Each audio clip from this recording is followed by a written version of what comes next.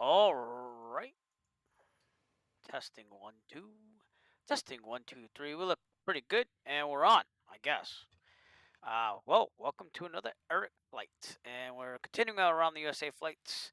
Tonight we're going I can't talk anymore. Marquette, Michigan to Pellston, Michigan, and it's just going to continue on to our flights. This might be the only leg I do tonight. Got the other leg planned just in case, but I think this is about all I can do with the time that I'm allotted for tonight. So let's get some music on. I just got to boot it up here. As soon as it wants to go, that is. Oh, there we go. And I boot up two of those. And yes, I still do use Winamp after all these years. Even after using it in the 90s while in college and everything. I still use it to this day. And here we go. Enjoy some music. All right. So listen, I just want to jump right into this flight and do this, but it's our next leg. Should take about an hour and 3 minutes. Requires 16.6 to be legal. That includes 5 for daytime VFR and 1.1 gallons for the run-up. And should be a pretty straightforward flight. So without further ado, let's get started here. Got my checklist handy here. Okay, fuel's already on. Made sure of that. Seat track back locked. Avionics are off. Autopilot's off. Throttle 1/4 of an inch. Here we go. Mixture full lean. Brakes are set. Master on. Beacon on. Fuel pump should not be on yet. And fuel pump on. Full rich. 1, 2, 3, 4, 5. Full lean. Pump off. And lip prop. Max to start. Here we go. Right about there. Beautiful. All right. Beacon should be on, so there we go. I had the wrong light on, but we're okay now. All right. Oil pressure is where it should be for this plane, at least. For some reason, it never goes in the green, so no clue on that. But we'll leave it where it is. And with that, I'm gonna continue on to our checklist here. Pump off lights as required. Okay. Landing taxi nav. Pretend the nav's ADS-B like usual. Seatbelts, harnesses, flaps are up. We're going to test that switch right now. I set that quadrant correctly. It's great. Heat vent to frost. Well, let's look at weather force here. And it says it's 29 degrees out, so I think that's pretty cold. I'm going to put some heat on. We are getting to that time of the season up here, and also in the Northeast where I live in real life. So, going to be using that more often. Avionics on, including transponder. You see it already has my flight plan in there, but remember the last flight, the direct button actually works now, so hoping that continues. That's due to a mod that I have installed. So, ATIS, let's get my flight log here. And it's 118.375. We'll see if that's in the simulator. I think it is, if I remember right, but it's been a while since I've flown and streamed, so we'll have to see. Kilo Sierra. Yep. Whoa. There we go. Kilo Sierra Alpha Whiskey Automated Weather Observation 1800 Zulu. Wind 325 at 7. Visibility 9er. Sky condition clear. Temperature -3 C dew point. 13 C altimeter 3027. Kilo Sierra Alpha Whiskey Automated Weather Observation 1800 Zulu. Wind 325 at 7. Visibility 9er. Sky condition clear. Temperature -3 C dew point. 13 C altimeter 3027. All right, look at that Kilo fantastic. Sierra Alpha Whiskey Automated Weather So Observation here, I don't think there 1800 is. Nope. Wind 325 at 7. We are out of Visibility it. So let's 9er. go to Event Sim Unicom, which is 122. Kilo Sierra. And we'll go from there. So if the winds are 325, we'll depart runway 1 here. It's going to be quite a crosswind there. I'm going to calculate the crosswind component here. I have a handy app that does that. It's called the Flight Winds app. You're into the runway heading and the winds, and it kind of does the whole crosswind correction for you. So 325 at 7.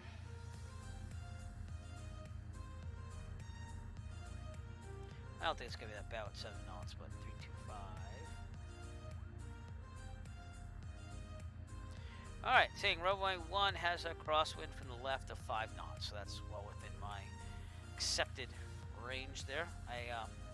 When I was private pilot training, it was 7 knots. That's what my instructor signed me off for, so we should be able to handle that, no problem. And boy, I have a story for you tonight though about my last real world flight. That was on Friday, so we'll save that for when we're flying in a cruise.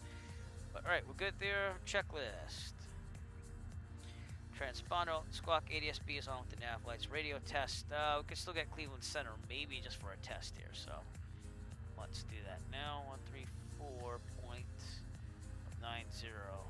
because they are on VATSIM, just not Minneapolis Approach. Which again, told me last time that they weren't in control of this, but they really are. So Cleveland Center, November 489 Echo Foxtrot. Radio check, please.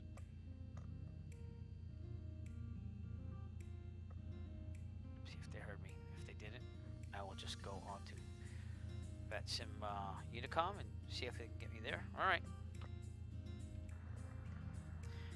VATSIM Unicom, November 489 Echo Foxtrot. Radio check, please.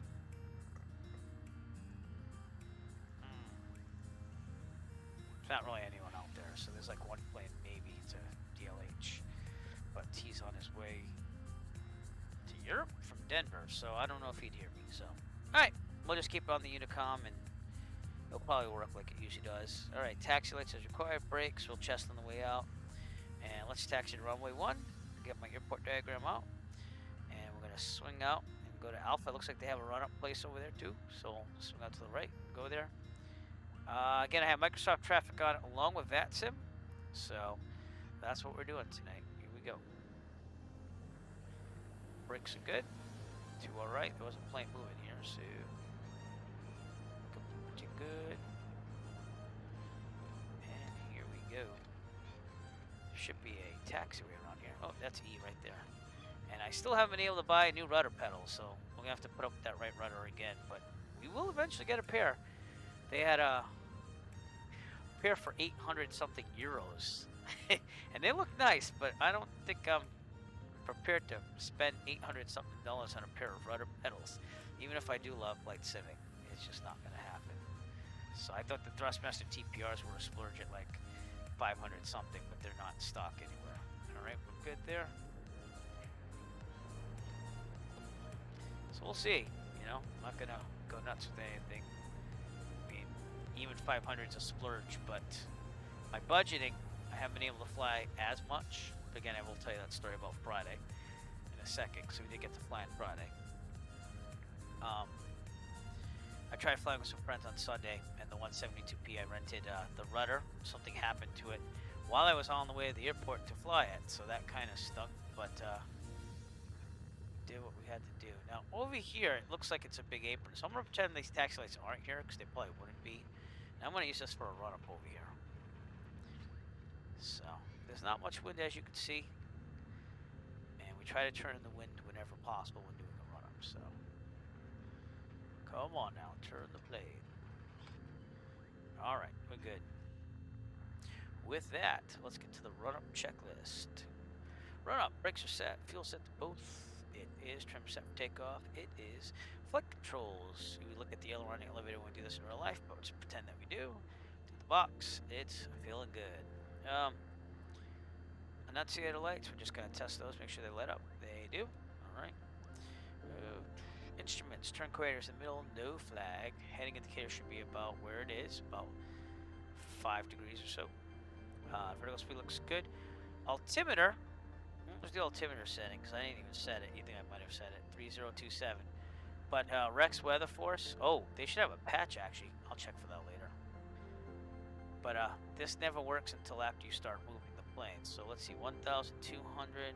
Yeah, that's about right now. So it does work eventually. But you gotta taxi out a little bit before it actually inserts the altimeter, unless they fix that. So I don't know if it auto-updated or not. It might have. We'll just leave it alone. Alright, best power, 1800. We're also gonna lean the mixture out, so let's go to 1800. Okay. Right about there. We'll lean the mixture for maximum RPMs.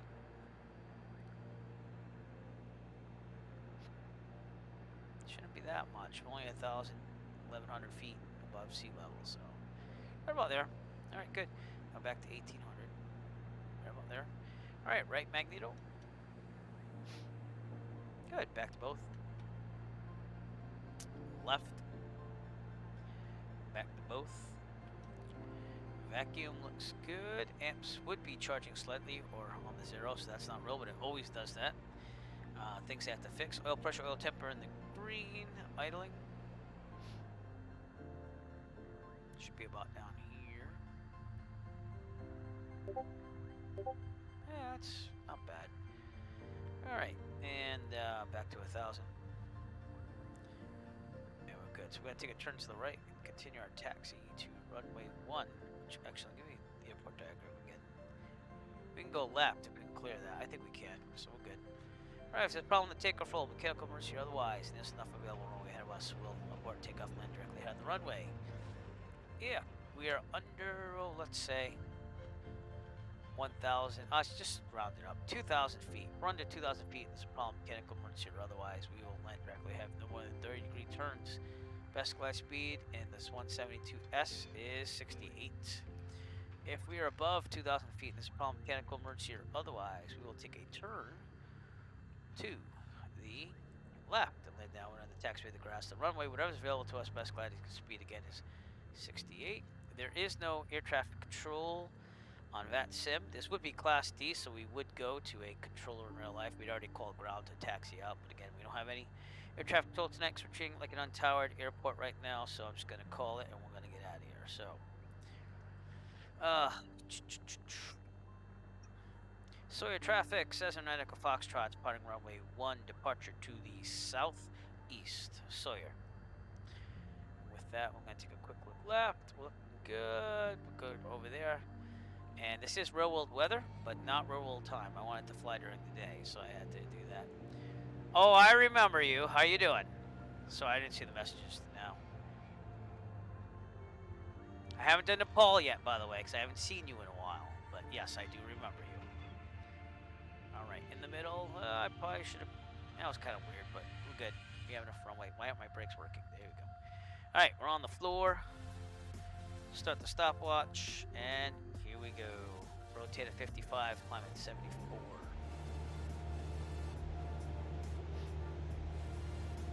First checkpoint will be Trinary, or Trinil. Must be 2 towns out there. Ooh, whoa. It's supposed to be about in 15 minutes, so, but we'll worry about that once I take off. 55, rotate, and here we go. So yeah, I do have an interesting story about Friday when I flew at night for the first time in a long time. So it's quite interesting. But again, let's just get cruise here first. I don't know if we're going to hit today's cruise altitude of 5,500. We would in the middle, but I'm going to gauge the clouds here because there's a chance and there's a chance not. If not, we'll fly this at 3,500. So we're all good.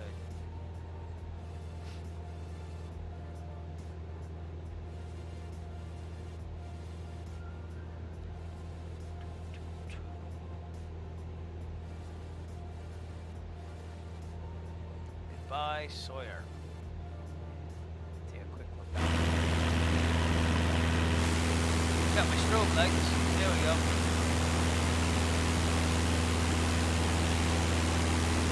And see, it's a little overcast, but it's up around 5,000-ish, so we might luck out, we might not. We'll have to see.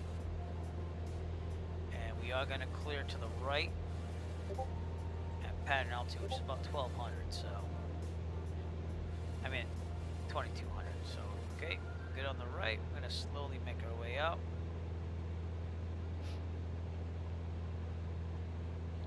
Turn this thing southeast. Approximate heading, my calculations tonight, should be 122. 122, approximate heading, and I want to climb still, so let's go. Keep an eye on those clouds.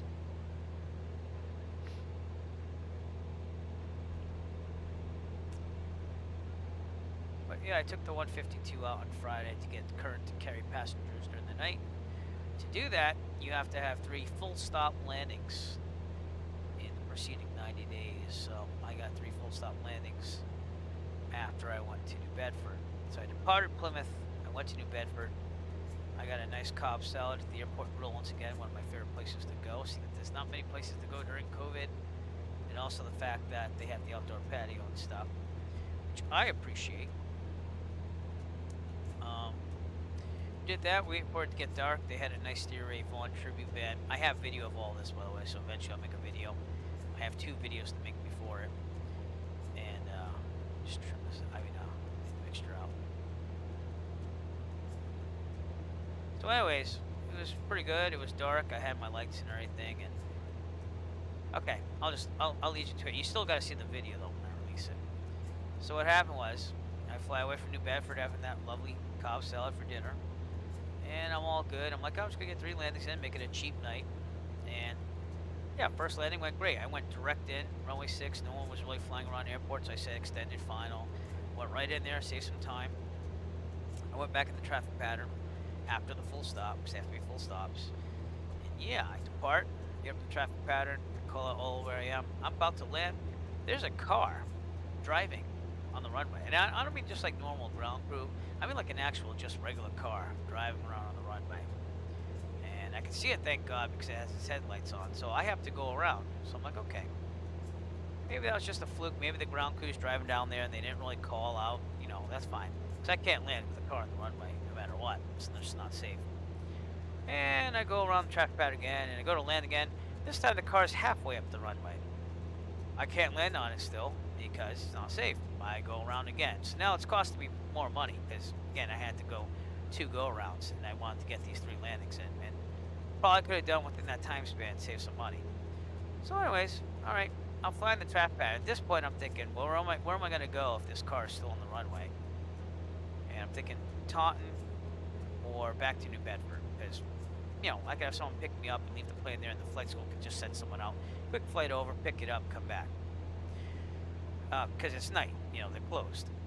So anyways, I'm over there, and yeah, 3rd in the pattern. And just as I'm about to land, I see the fuel guy with the fuel truck, or some type of truck over there. And he's got the car in the taxiway.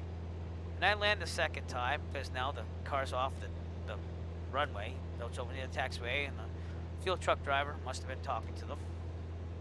And yeah, so I get that in there. I'm like, oh, cool, finally. I feel a lot better now. I thought it was hooligans. I thought it was like maybe someone drove their car in the field and just wanted to do like wheelies in the middle of the runway or something. I don't know. I have no clue. Skid marks, whatever. I mean, I never did that stuff when I was a teen. But anyways, I go on the 2nd full stop landing that I have to do because, again, I get off the runway, taxi back, and take off for a 3rd and final landing. And I'm up in the air. I'm about downwind. I'm turning on downwind, and the fuel guy calls me up. He's like, oh, yeah, sorry about that. That's not normal, is it? I'm like, no, but I appreciate you, helping me out. Because I thought it was hooligans again. So I thought he was escorting, like, being security. It's like, oh, no, this lady got lost. She was at the Cirrus Flight School, and she didn't know where to go to get out of the airport. So she ended up on the taxiway. And there's an apron there, but you kind of, like, see lights, because I have the lights. I'm controlling them by the light frequency, 122.9 or in Plymouth. And, yeah, so needless to say, that person eventually was escorted on their way out. I got my landing in, but it was weird, and I got video of the whole thing because I didn't know what to think.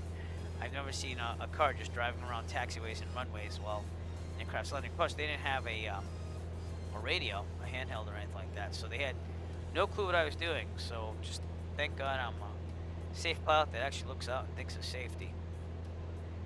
But true story. Again, yesterday I was going to take up some friends. We were going to go to Keene, New Hampshire. The president was talking in Manchester for his rally, so there was a TFR, so it was going to be a little interesting. And then I'm halfway to the airport, and all of a sudden it's, oh yeah, the rudder kind of has like a loose something or another on it, so you can't fly it.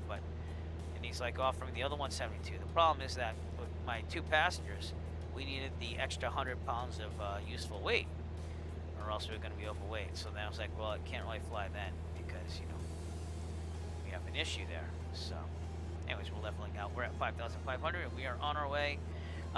In fact, those are 2 towns, our first checkpoint. It's Traunik, if I'm pronouncing that right, and Trenery.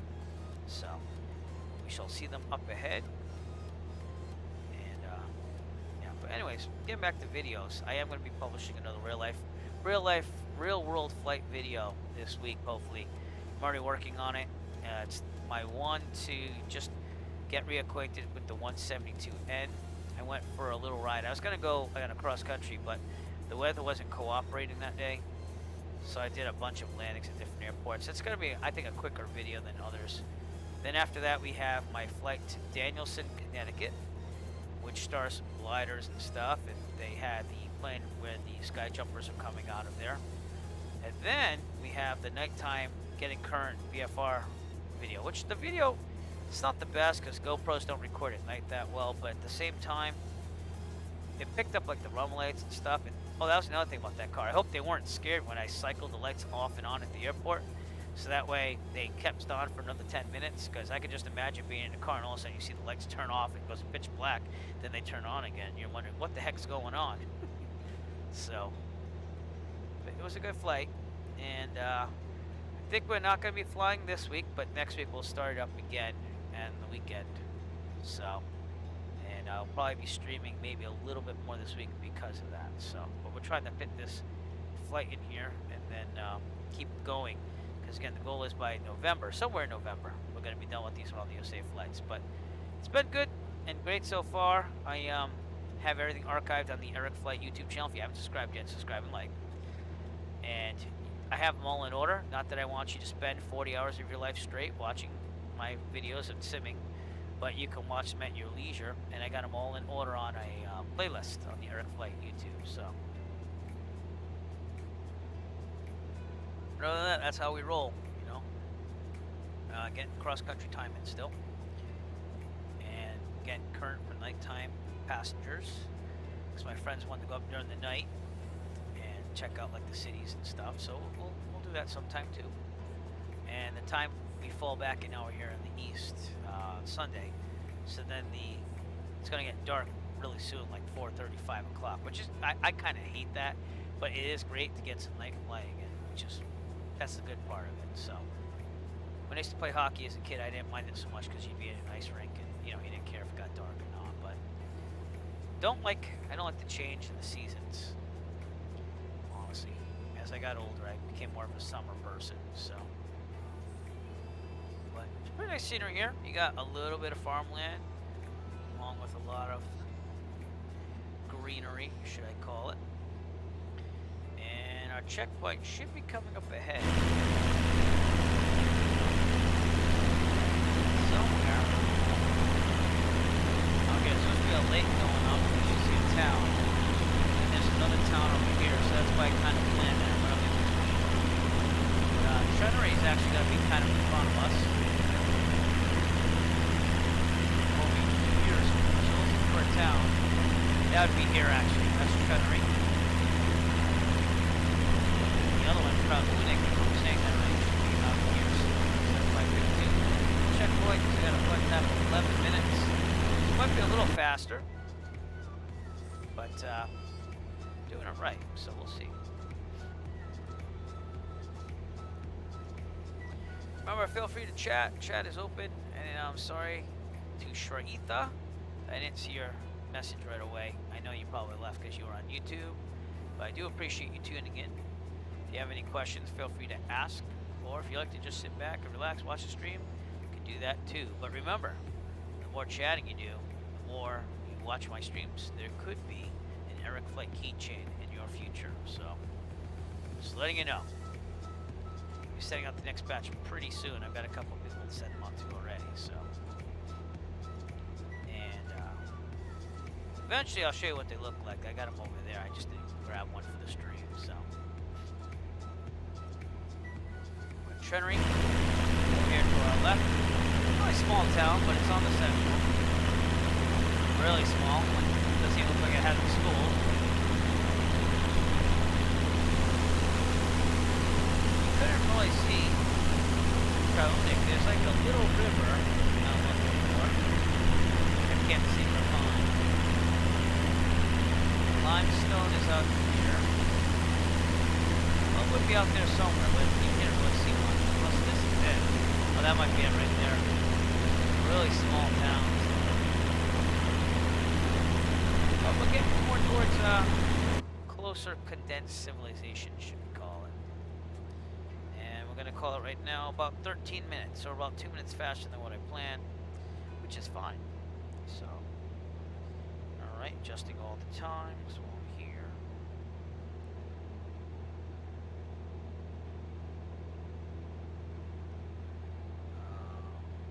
There we go. Another thing today, I don't know what it is with today, but I kind of got into the music of Prince today. And I mean, I've always kind of been a little bit of a fan, but today, I don't know what it is, it just hit me some way. Like Prince at the Super Bowl performance, like of Purple Rain, that was like amazing. So, had a lot of listening to Prince today while I worked from home. Alright, next checkpoint, Sturgeon River. Sorry if I went on a tangent there. I happen to be a musician and a pilot, so sometimes it just hits me that way. Sturgeon River will be up ahead. There'll be a bunch of ponds right before it. This thing right here looks to be Forest Lake or something like that. So that's what that little swath is right there. And there should be a bunch of ponds in the distance, and we just have to keep the trim where it should be. Come on, trim. Let's go, trim. Ground speed of 117 knots. On YouTube today, on one of the aviation pilot groups I belong to on there, someone posted like a video of them. It said that they were going at like 78 knots, but their ground speed was like 170 something. So I thought that was quite interesting. And then people were like, oh, if you turn the other way, you'd probably like go backwards. And he actually said he did go backwards when he hit the plane the other way. So I can only imagine. That's never happened to me. So we are right on track. We just got to get this trim to be perfect. Should be all good. I'm still bummed about Eddie Van Halen too, by the way. It's almost like he's not gone, but he is. And yep, nothing gonna change that, right? Sorry. Again, the musician in me is just. I teach music for a living. We have some icing here. Looks like we have a little bit of icing here, so we gotta keep an eye on that. Be careful. But there's not much ice. You can see that I have to put the pitot heat on because my RPM, my airspeed just went to 0. So watch that. I put the pitot heat on, and after it warms up, you'll have the ram pressure go in it again, and we shall get some speed back. It might take a little bit though. There you go. Alright, we're also a little fast, so. Alright, now let me see, because I, once again, like an idiot, didn't check the air vents before I left. There is moderate icing air vents in the area. So, that's why we're picking up some ice. And we'll keep an eye on that. I might descend to 3,500 if it gets really bad. But we'll see.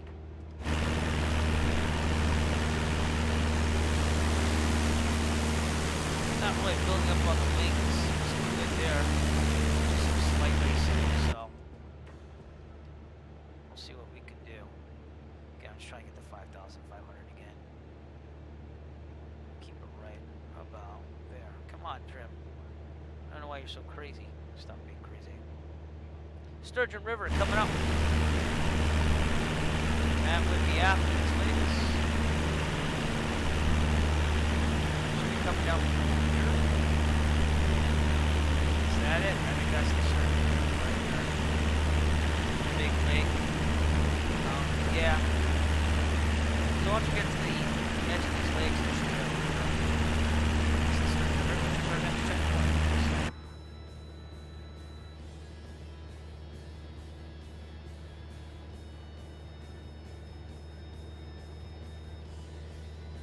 I'll just leave the pitot heat on.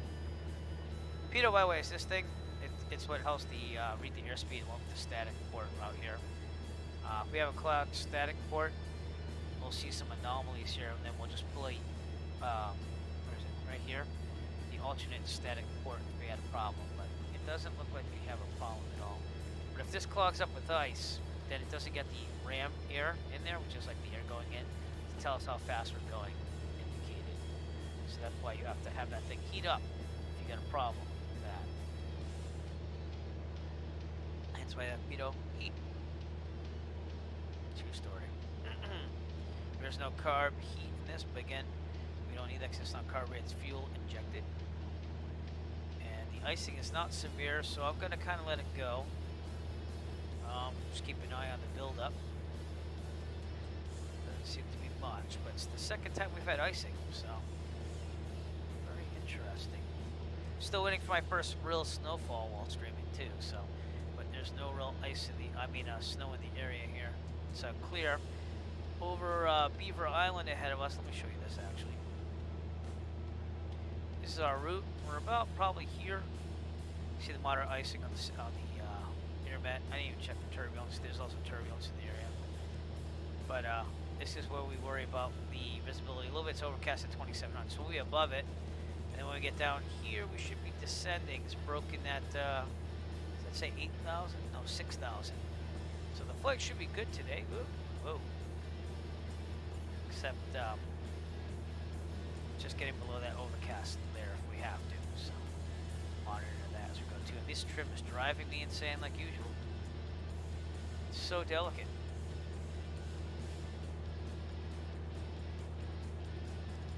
Any questions, comments? You let me know. You chat.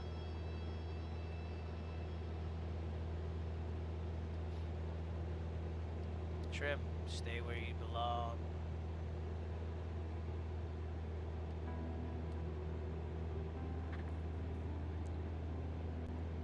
Okay, and wow, we're gonna be near the Canadian border somewhat, I guess. Yep, not totally, but we're gonna be in the upper part of Michigan, so the northern part.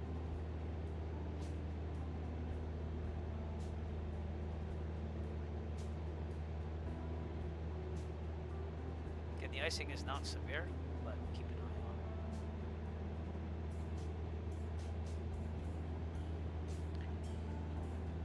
Oh, cool. First flight lesson recently.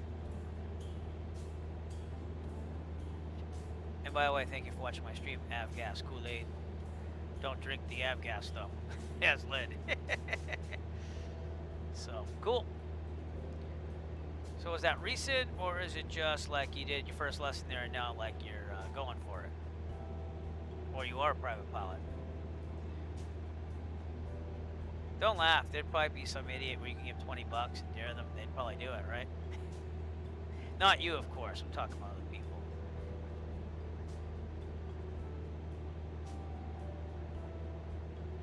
So, one time I was siphoning out a lawnmower, and I was a dumb guy because I had the suction siphon, and that wasn't working. So you can only imagine what I did next. And yeah, that wasn't good. So. Oh, cool. So you're actually a lot longer than me, my friend. I got my license a year to the day last year. So it's been a year, but COVID kind of cut 3 months out of that because they didn't allow rentals for 3 months, which I didn't have a problem with. I mean, it sucked not flying, but... Alright, that was the Sturgeon River behind us, by the way. That's about 20 minutes-ish. 19. I'll count it as 19. Indian River, next checkpoint, and that should be in about 5 minutes. Turn around, you might be able to see the Sturgeon River. Or maybe not. It doesn't look like it's a big river, let's put it that way. Should be out here somewhere. I don't know. Oh, there it is. There's a little river right there. Indian River will be right before Indian Lake, so if we don't see the Indian River, we'll definitely see the lake. So that's why it's a good checkpoint. This trim is driving me insane. And thank you very much for the happy anniversary. It's been a pleasure being a private pilot for 1 year. And I did try to complete my wings program too, but my instructor never was able to find the email that got sent to them. So I'm probably going to have to do a flight review now. It's actually a little less than flight review, but it might be good anyways to do it just for safety's sake. But So you still flying out of Marquette?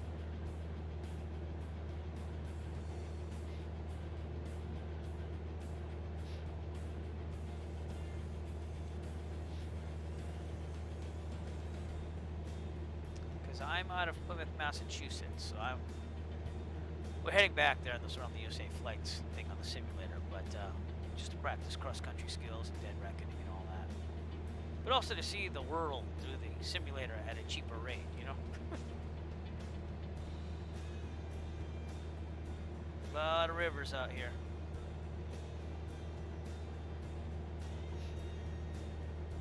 But yeah, I didn't really notice that until I saw my Google Photos and it showed my temporary private pilot certificate that they give you right after you pass the check ride, which I thought I failed, by the way, but I didn't, so.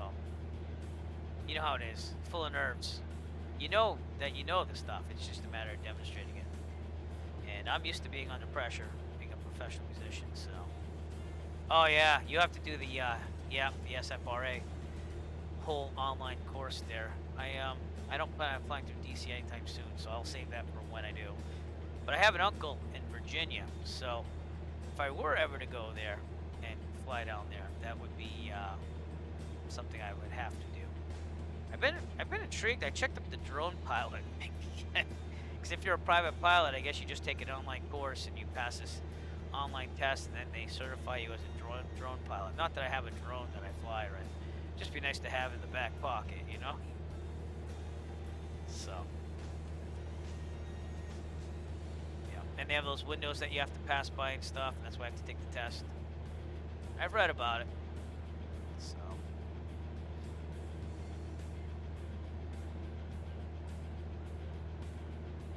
Alright, off to our left, some rivers there. The Indian River should be coming down from there. So I'm wondering if it's right in front of us. I don't think it is. Let me get a look here. It's hard to see these rivers. They're not that big, and yet they're on the section like, oh, it's the Indian River.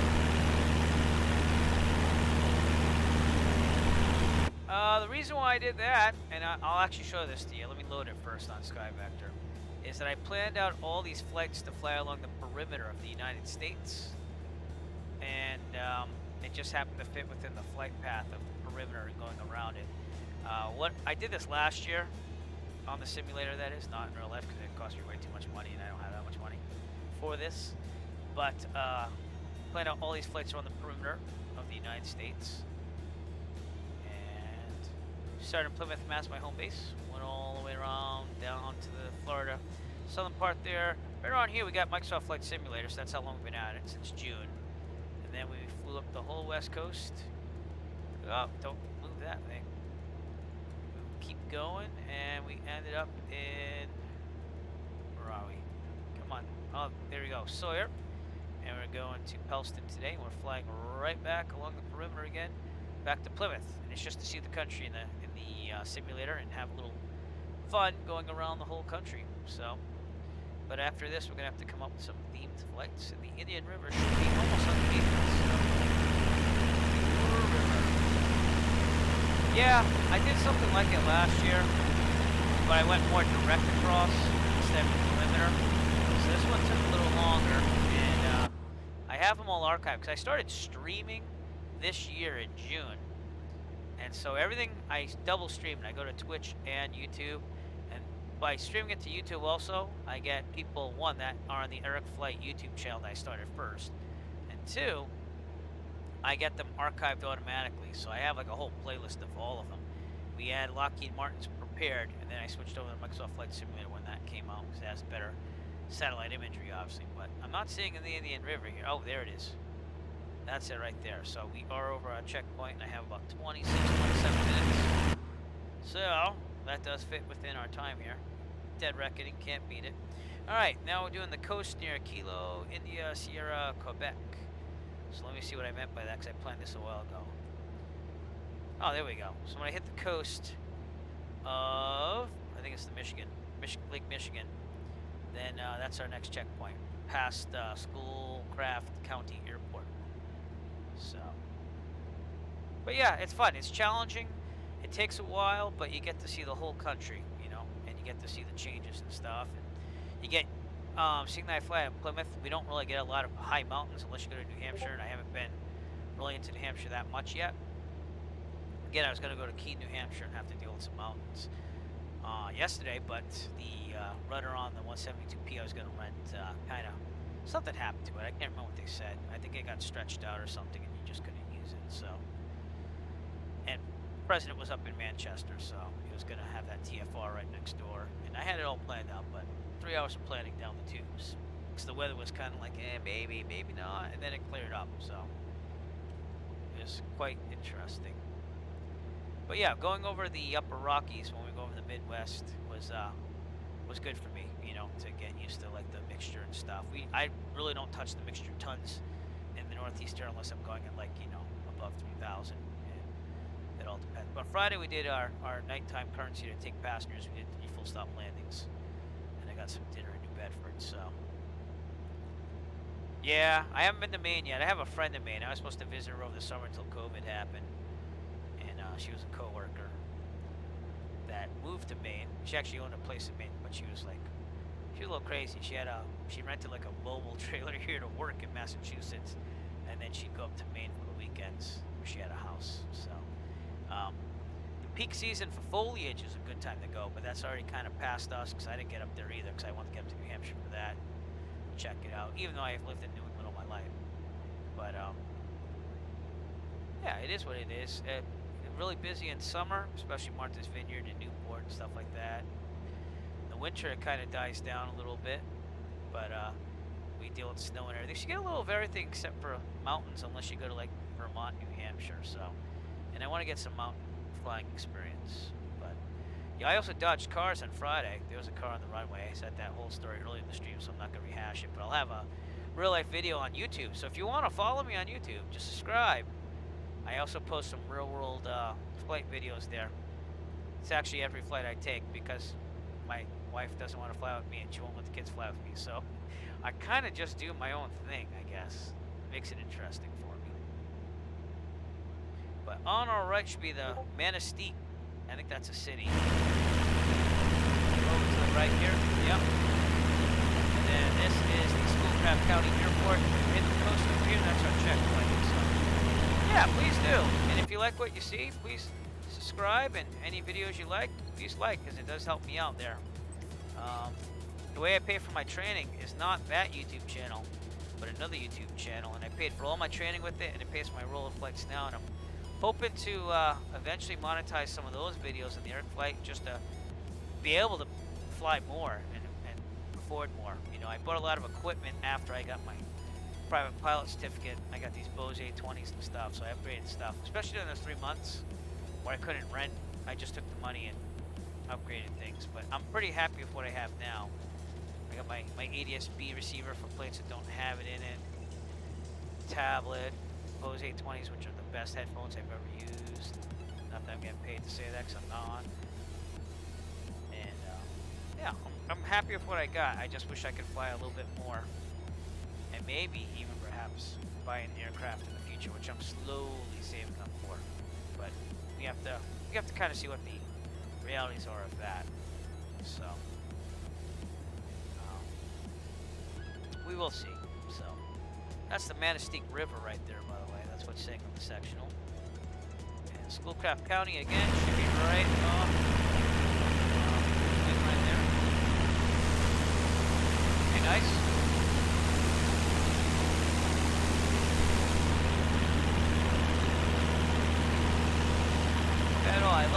I think it's very lifelike in the simulator. To be honest. I don't think the flight dynamics are totally accurate, but they're getting better, and they're releasing patches and improving it. So, you know, the frame hit definitely got better. When I first started, it was like 9 frames. I got a pretty good computer. I'm like mid-40s right now, so they did something with the frames and made it better with the rendering. So, but looking good. Can't beat satellite imagery.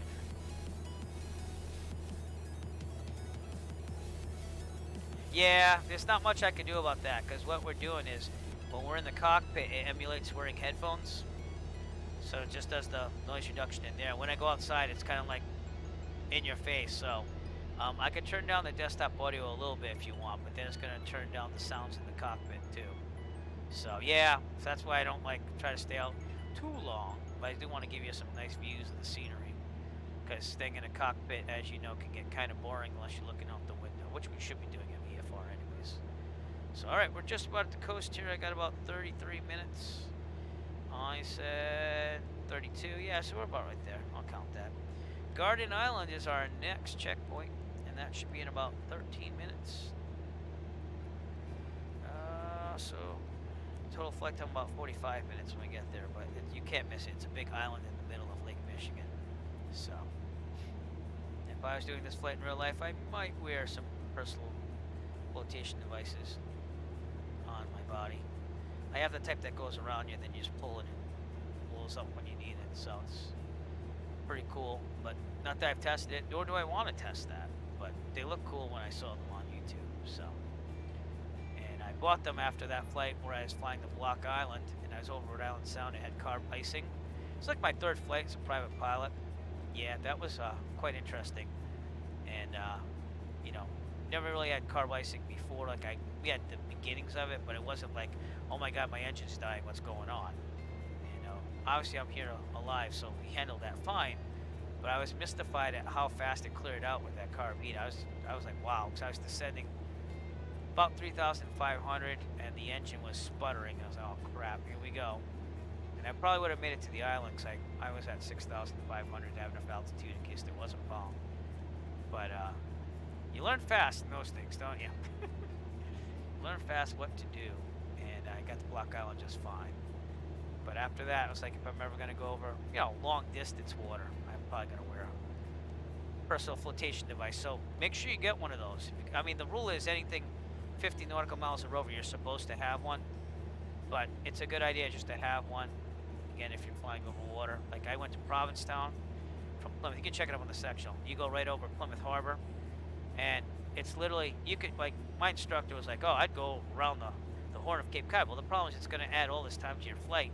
Whereas if you go direct, it's like a 20-minute flight right over Plymouth Harbor. But again, you're kind of risking it because, you know, you have to have enough altitude. So I went at like almost 3,000 feet, and, you know, by the time I was up at 3,000, it was time to descend. But hey, more altitude means longer gliding distance. So things like that, you kind of learn as you go.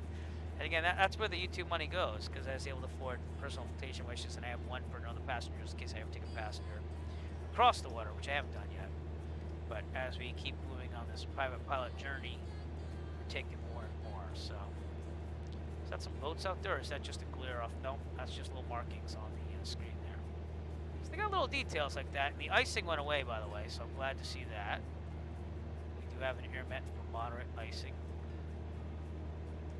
The trim is way too sensitive on this. I can trim it up and down, and you know it never holds. But I'll keep trying. So yeah, Avgas Kool-Aid. Do you do any simming yourself? And if so, what do you fly? What do you fly in the real world too? Let us know that. So my goal is to get more cross-country time in. I'm at like 30-something hours in cross-country. I want to get to like 50 and then do my instrument rating, I believe. Hopefully in 2021. And that's about as far as I want to take it. I'm not like a career pilot or anything. I do it for fun. And I want the instrument rating, you know, to be safer, and also, you know, it's smart to do if you're going to fly long distances. For example, when I did the 3 nighttime landings on Friday, not only was there a car on the runway that made me go around twice, but the clouds were coming in. So it wasn't that it was scary, it's just that you knew you didn't want to be up there, you know, just a private pilot certificate, nothing else. So we finished successfully without having any problems, but it was making me think about what would I do right now. And I was going to deviate to Taunton or back to New Bedford where I had dinner, but luckily I didn't have to do that because I got the car off the runway. So just a rogue person driving, getting lost on the airport. First time I've ever seen that. But we are flying over Lake Michigan, everybody, and in the distance you have let's see, Beaver Island, High Island, Garden Island's the one more towards the north, so we actually want to go more to the left here. Let's see. Oh, cool. Yep. That was the other thing I got asked at the flight school. When are you going to fly the Pipers? Because I'm doing the 172. I trained in the 152 because of cost, but I now fly all the 172s they have. They have the M, the N, and the P. And then my friend who's trying to finish up his certificate, I've taken him up in the Cessna. He flies the Pipers. So I was hoping to tag along with him if he ever gets his certificate, but he's had some personal things he's dealing with here and there, I heard. So, not that I heard any details of what they are, nor do I want to know, but I like to get him up there to keep him motivated, so. Pretty nice sight though, very lifelike, the satellite imagery. And X-Plane definitely does still have the best flight dynamics of aircraft. However, I've never been an X-Plane person. Yeah? What do you like about the Pipers better than the Cessnas?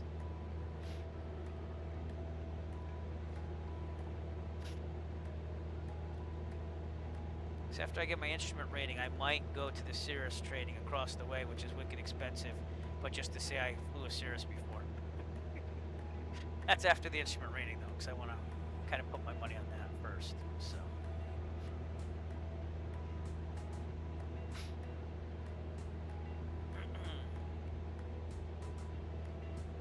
Nice sun, huh?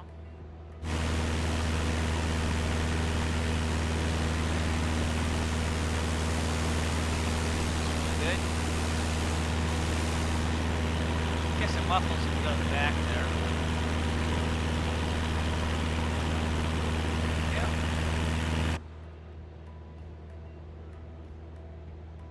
No, yeah. I haven't flown a Piper. I got flown in a Piper. I actually took my kid in one with one of the instructors at the air show back in 2018. You know, he wasn't supposed to go because mommy said no, but we went anyways together. The instructor flying, they were giving flights. I wanted to get him up in the air, and did the Piper Archer, and it was pretty nice. It was very roomy, so. But again, I just started on the 152 due to cost, and flying Cessnas on the simulator before I did the private pilot license was kind of appealing, so. But I will slowly make my way to Piper 2. I'm not crazy about having to switch the fuel tanks every 15 minutes and stuff like that. I mean, it's not a huge thing, but it's, I don't know if that would be a nuisance or not. I mean, you just set the watch every 15 minutes, kind of let you know. But the Cirrus is like that too. When I fly the Cirrus on this, it's like that, so. Good practice either way. But the other thing is too, if I take video like I do with all my flights, if I got the cell phone out and I'm going like this, if you have the low wing, it's going to be in the way. So just little things like that.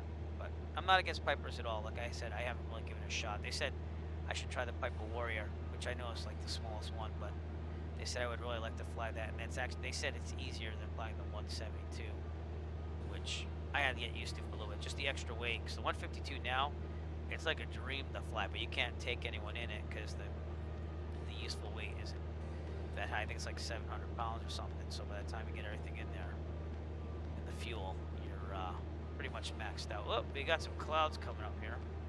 So let's go to the right over here. Give ourselves some distance there. Remember, we're supposed to be 2,000 feet away from clouds. But they don't just pop out of air like that. And again, that's Rex Weather Force, which I use for weather on the simulator here. So they're saying it's scattered 2,000, broken 2,500, overcast at 3,300, which we expected it to drop, but it's not overcast. So unless it's slow, yeah, it's slowly adding it. So there you go. So we'll stay at 5,500 and maybe get an updated pressure here. So I'm gonna go with the Beaver Island AWAS. Hopefully it's in Microsoft Flight Simulator. We can make sure that we really got a good handle on the altimeter setting. Oh no, that's what I don't like. Come on now. We're supposed to be 1,000 feet above to be legal here. So let's see what happens. Kilo Sierra Juliet X-ray automated weather observation 1900 Zulu. Wind 257 at 25. Visibility 9er. Sky condition clear.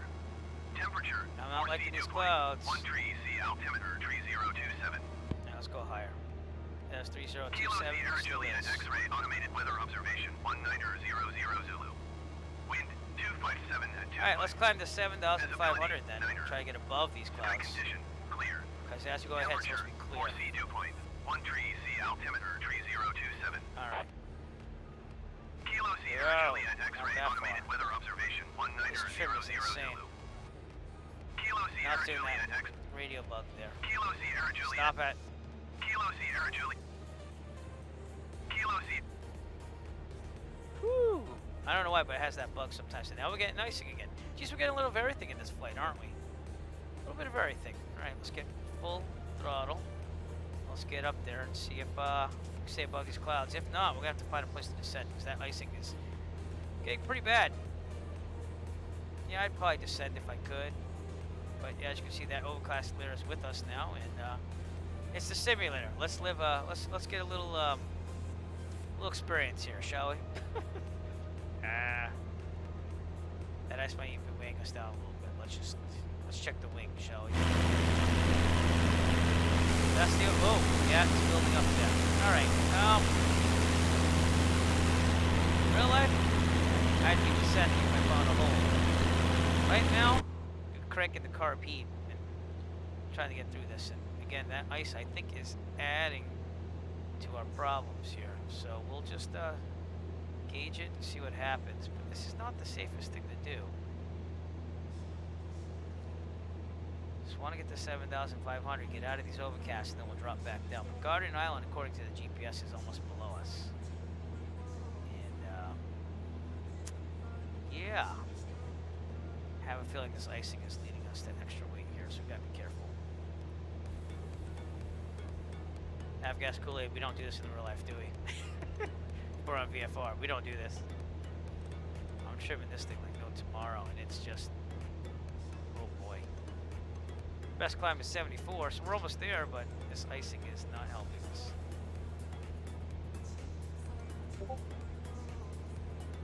Yeah? Oh, really? Alright. You mean you would attempt this? It's all good, right? If I find a hole, I'm going down in it, so. But, that might not be for a while. What's best rate of climb here? While I'm at it, might as well check that out. Alright, VX 62. Okay. Well, doesn't seem to be climbing. Ice is still forming. And yeah, at this point I'd be not panicked, but I'd be a little worried. This isn't like the Cirrus that has anti-ice on it, so yeah. Alright, let's just keep our best and try to get over these overcast clouds, and it should be clearing up according to the weather report I saw. So should be okay. We have some altitude still. We can play with this a little bit. I want to do barrel rolls and all right. loops. And Yeah, of all course that I kind of expected stuff. that because it seemed like you're an We awesome don't do that person. kind of to have guest flying play. here. But thank you Dangerous and for following me irresponsible. on Somebody lost it. Twitch. Well, who does? Greatly appreciate it. Does That means we have 9 more people to get to follow me on Twitch, and I will get affiliate status where I can get some custom emojis going on and everything. So, but this ice is definitely weighing down on us because we're not really climbing. We're just gotta try to hold as much altitude as we can until we find a hole. Oh, you have a big hole. I didn't even see that. Oh my god. All right, we're gonna descend. We're gonna do like a little descent here. We're even gonna turn a little bit. So, but all right, man. You have a great night, and thank you for tuning in and following. Appreciate that. I hope to see you in future streams. Maybe someday you can fly with me. So, that'd be awesome. Yeah, we're gonna deviate to the right here and get through these clouds. So, hopefully get this ice off the plane as we descend. We're gonna go on 3,500, and again, hopefully the ice will melt as we descend. But I'm kind of liking that it's clearing up here, which is what it said it would do. So, and we're just about over Garden Island, which is our checkpoint. So we can actually see that now through the ice if you can. And keep descending here. Could do a steep turn, emergency descent, but I don't think we're that bad right now. it was going down anyway. So let's just get down to 3,500 and go from there. This is what I would do in the real world if I was stuck in this situation. So, okay, thank you to Avgas Kool-Aid, which is like one of the best Twitch names I've ever seen, by the way, for watching tonight.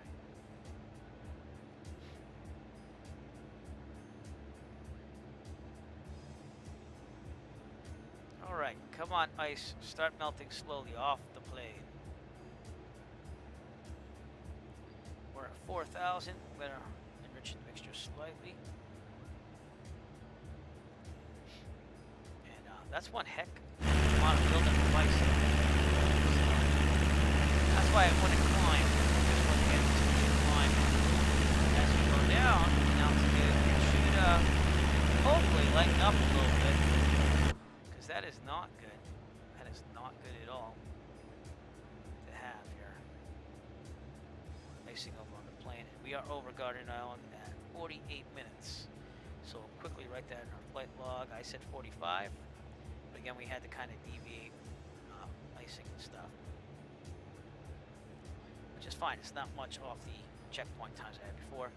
Coast near Cross Village will be our next checkpoint. And that'll be on the sectional. And we'll see the town off our right. Hopefully, if we survive this icing incident. We're at 3,500. We'll try to level out here. There we go. I'm keeping the pitot heat on, by the way. And we'll see. You know, this should be melting hopefully sometime soon. But you can see my airspeed has been drastically affected from this. And if I had to, I would turn to the right and land at the airports over there. Or an island. I'd probably go for Beaver Island again on my right because it's the bigger island. But we'll see. This ice is definitely weighing me down. So pray, because this is not looking good. Yep, yeah, this icing is not helping me. All right, well, we got nowhere to go except for descending. So we'll descend very slowly, and we'll try to get this ice off. And if not, we will. Right now, we got Hog Island out here too. But we will pitch for best glide, which is 68 if we have to. Make sure you're going all the way in.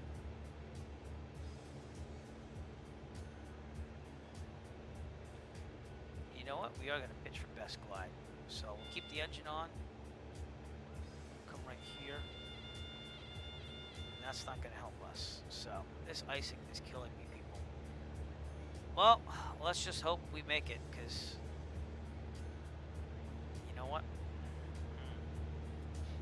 This is the decision maker. Should I go for Whelp? Or should I go for Beaver Island? And even then, where are the winds? So let's go back to the weather for a second. Kilo Sierra Juliet X-ray automated weather observation 1900 Zulu. Wind tree 45 at 20.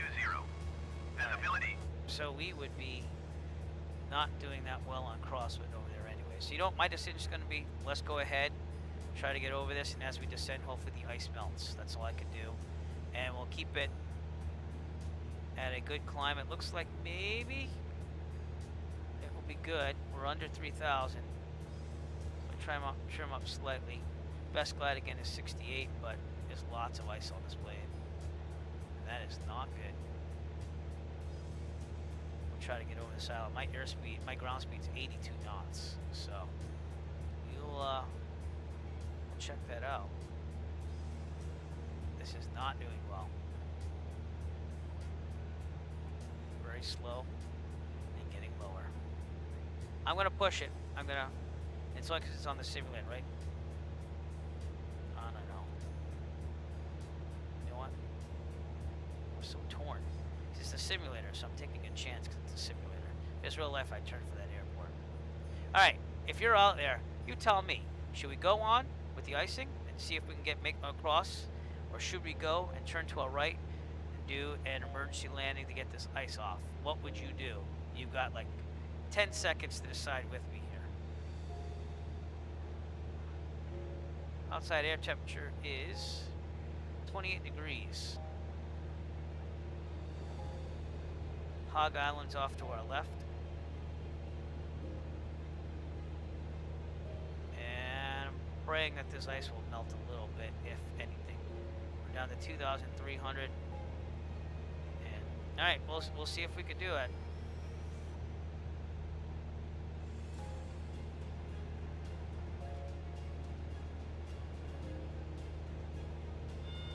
Not liking it.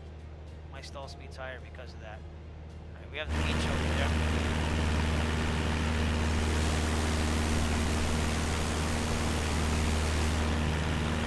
I don't know if we're gonna make that. Don't think we're gonna make that. All right, let's turn it. We'll land on the beach if we have to. I'm going to the right. Here we go. This will be the first emergency descent. And we'll try to go direct to Welk because that seems to be the closest. So putting that in the GPS. Direct to, we'll get the ice off and we'll wait for it to melt. And then we'll see if we can continue on here. But here we go. We're going to Welk, everybody. And if it melts between now and then, great. If it doesn't, we're heading towards an airport. We'll still try to make our destination. We'll just have to see what's going on.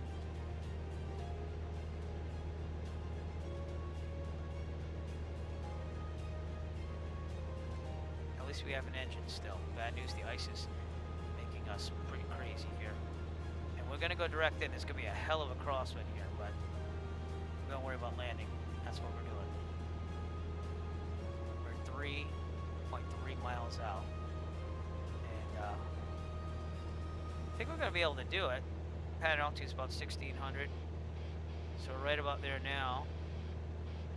We're going direct in, so. Welk traffic, Cessna 9 Echo Foxtrot. We're direct in for runway 27 due to severe icing, so we will be having a directed landing for 27. We are not declaring an emergency yet. Because I still have an engine. I think I can do this. So we'll see what happens. If the ice melts, great. If not, I'm going to land here.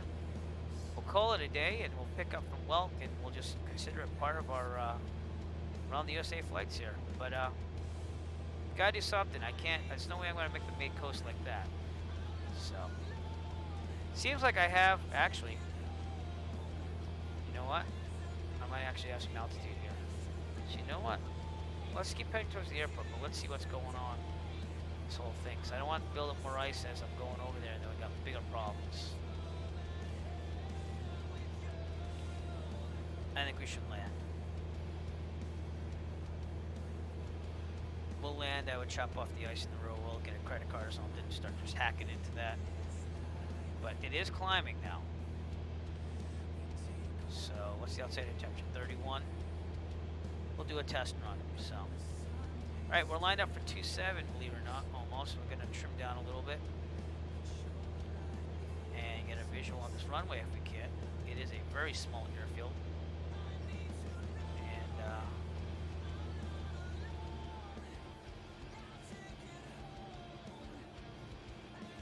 I'm gonna go no flaps yet because I want to conserve some, conserve that, get some airspeed still. So,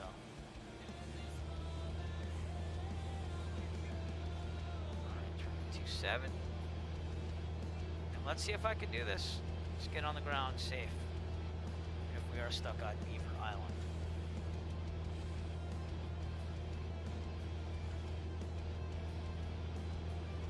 Not an engine problem, just this icing is not letting us climb along. So that is the airport out there, and it's going to be a little hard to see with this ice. It's 32 degrees, so let's see if it melts off. And okay, we'll see what we can do.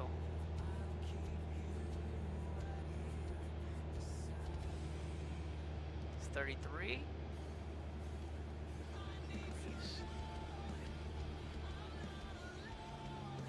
Alright, we're going to drop the throttle out. We're going to level out. Now we're going to put some flaps in. Held out near the airfield. 110. 10 degrees.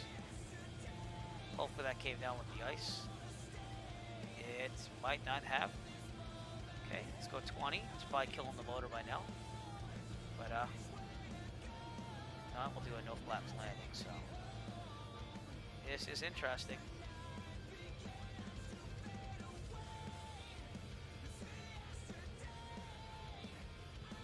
And we're gonna overshoot the airfield. Well, better than nothing, right? Brakes. There we go. Not the worst. All right, let's see if this ice melts. It's 35 degrees down here. And I don't think I'm gonna have any type of thing for weld. No, it's just gonna be more of an airport diagram. But let's get off the runway and hopefully this ice melts a little bit, because that's pretty bad. We might have to call the flight tonight early, and I'm very sorry if we do, but there's no way I'm gonna fly with this ice all around me. So let's go over here. And successful emergency landing. Maybe a little off the field a little bit, but I think we would have survived that, honestly. So, all right, flaps up. Heat is on. That should help us with the ice here. And you would think with an outside air temperature of 35 degrees, maybe it would start melting slowly. So we'll give it a couple minutes or so. And thinking over my options right now. My options are, we could pretend that in the real world I'd get this thing some de-icing here at the airport and depart again and just get over the water at a lower altitude. It looked at about 1700 that there was no additional icing and I actually had some left. So we might restart this and let's see what we're doing here.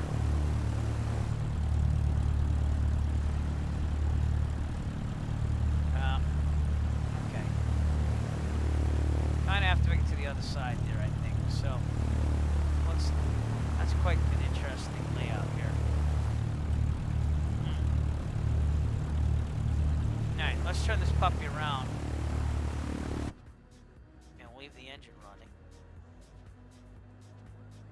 Turn it around and go the other side. Again, we might as well do that anyways because we're waiting for the ice to melt off this.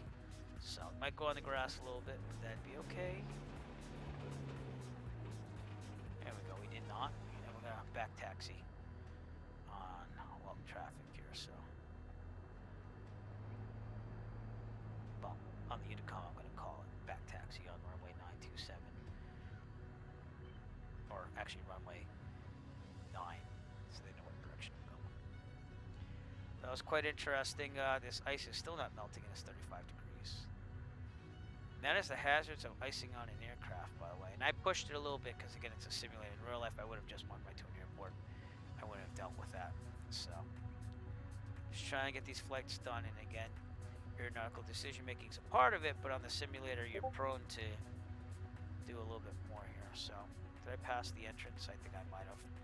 Man, this is not good. Unless there's an entrance down here.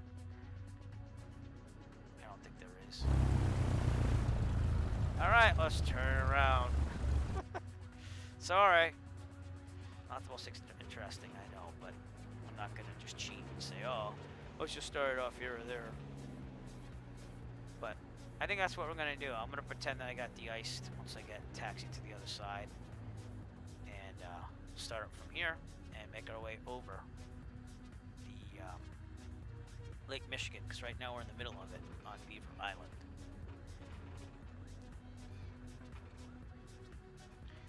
Well, traffic, Cessna Echo Foxtrot, back taxiing runway 9 to parking bulk. Well, you don't see that every day. Definitely didn't see this in Lockheed Martin's Prepared either. But we lived to fly another day, which is good. If I kept going, I don't think I would have made it, or I might have if I was at like skimming at 1700, so. This was the safer option. So let's get to the other side of Welk. Park it. We'll restart the simulator where I park around there. And then we'll say I just de-iced the plane. And we'll continue on. So about an hour and 1 minute in, we'd be done with the flight almost now. But these are the things that you gotta take into account. So de-icer, by the way, they do put it in like gallon jars and they just like load it on there. I'd be charged for that obviously, but You're not gonna fly like this. Alright, there's some parking. So pulling over here and say thank you for saving my life. Alright, might as well get a refuel as well. Alright, we'll park it right here. So that's what we're gonna do. I'm gonna go and fill up here.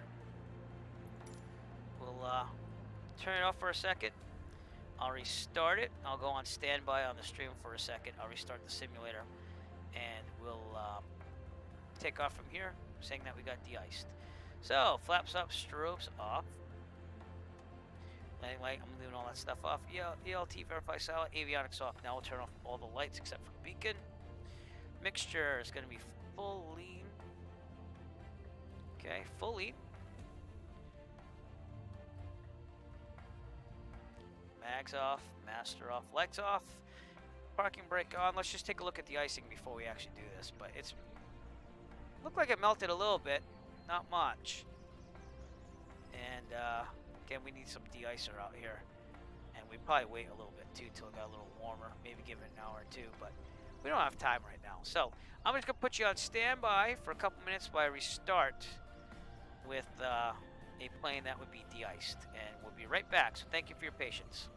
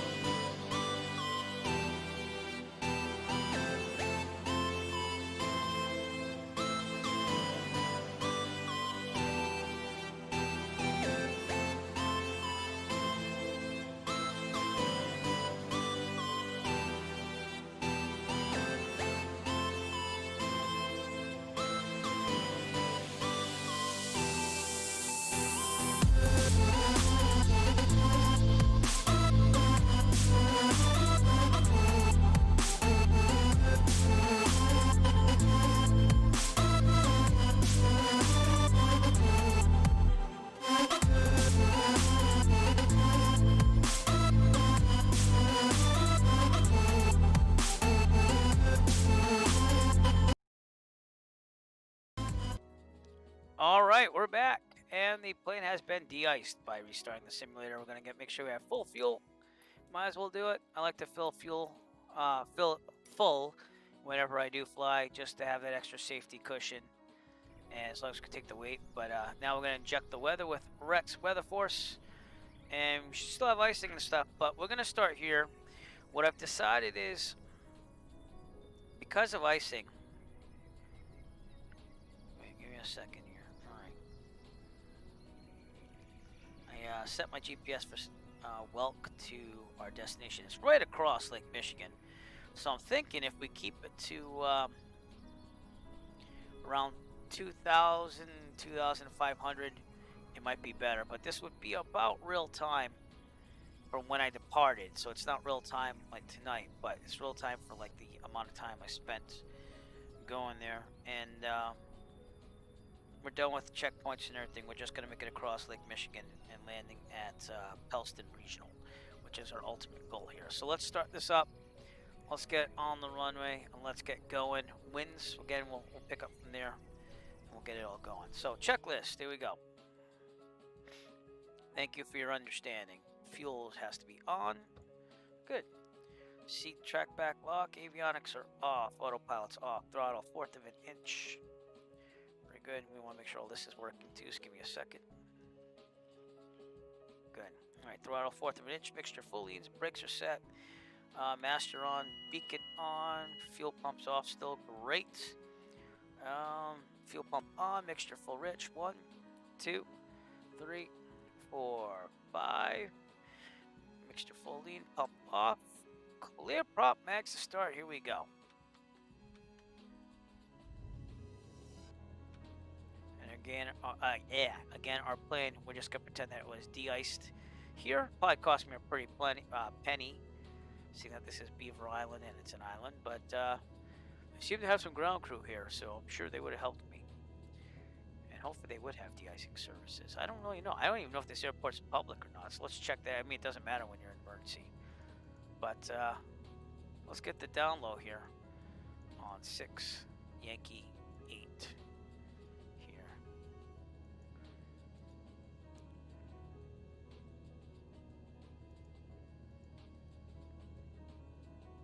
See what it says in the chart supplement, stuff like that. First off, would it be serviced right now? I don't know. Attended, yes it would. It's not snow covered, so it's not closed. Courtesy car available. That looks good. Someone take it like, yeah, they probably have de-icer there. I don't see why they wouldn't, because they probably get snow here and stuff. We'll get the weather, but I'm thinking we're going to depart either 9 or 27. I landed 27 because no, I didn't declare emergency, but I got there on 27 because I was going to land there. So, and there was no other traffic there. So, looking good. All right. That's what we're dealing with, Beaver Island. What is the radio for weather? 118.075. Okay, which I think is not going to be programmed in there anymore. But let's go through the checklist, get this thing going. So it started. Oil pressure should be in the green, but of course it's always like this. So we'll just say, hey, it's good. Lights is required. Landing, taxi, nav or ADS-B. That's what we'll pretend. Flaps are up. Good there. All right. Heat vent defrost, yes please, because we've already seen that there's icing out there. Alright, excuse me. Gotta get ATIS 118. Okay, I turn the radio on, huh? Avionics on. Transponder. And 118.075. Let's get a weather update here. That was crazy. That was my first almost emergency.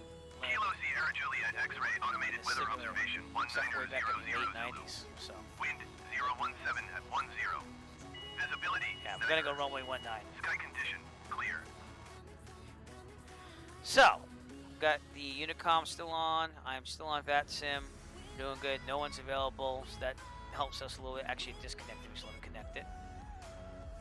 Flight plan. I'll file.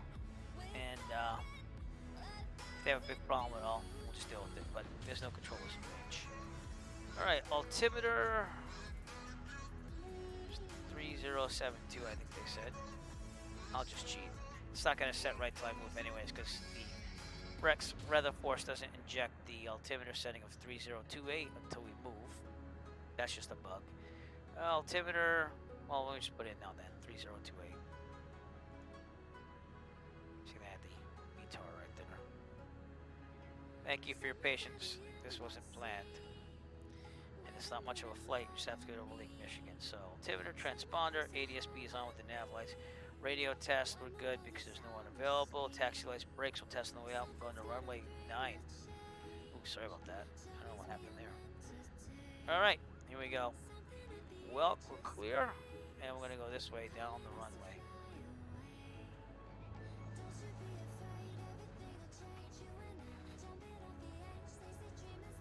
Taking it. This is the taxiway. I don't even know that. This might be a road, honestly. I don't know. What should we do? We could back taxi, I guess. Just turn this thing around. Might go on the grass a little bit, but that's okay. Alright, we will call it.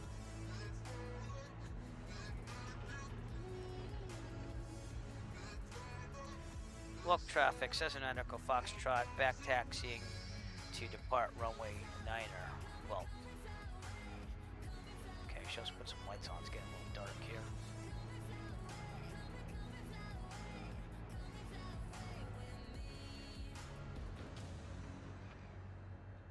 Whether or not this is the runway, at least it's paved, which I knew would be good. So, and we're just gonna turn around. We'll do a quick little run up, and then we'll depart. But we'll do that run up on the runway too as well. So it's gonna be a heck of a crosswind, so we have to deflect our aileron to the left as we depart out of here. But there's not a strong wind, which is good. So that is always welcome. And yeah, interesting flight. Lots of icing. Let's just get over there. Try to cross at 2,000 since again, like I had some control over the elevator at 1,700 or so. So we'll see. We'll keep it low over Lake Michigan. Not much to go.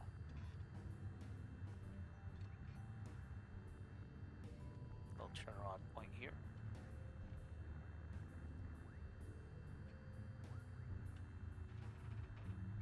I'm gonna have to look at this airport on Google Maps after to see what it really looks like. See that we've been here now. But yeah, we will get to Pellston and then we'll call it a night. So, all right, quick run up. Brakes are set, fuel set to both. Trim set for takeoff. Very good. Flight controls. Not iced over. I didn't even see if the flaps came down because honestly I had to focus on the runway. So they didn't look like they came down for me, but we made it anyways. We're trained to do no flap landings because of that. Trim set for takeoff, flight controls, annunciator lights. Good. Alright, instruments. Turn equator in the middle, no flag. Heading looks good, should be about 100, which it is, which looks good. Altimeter looks, well, let's see what the airport altitude is here on the sectional. I mean on the, yeah, sectional. Excuse me, it's about 664. So yeah, it's about there. Horizon looks good, airspeed looks good. Alright. Instruments are fine. Extra best power, let's do a little 1800. I'm not going to lean off the mixture. I think we're going to be okay for now. And have it rich anyways. Actually, be better. I don't know. Right? Let's just check the magnetos either way. Good. Back to both. Left. Back to both. Okay. Vacuum looks good. Amps should be charging slightly, so this never works. Oil pressure, oil temperature on the green. We're going to idle.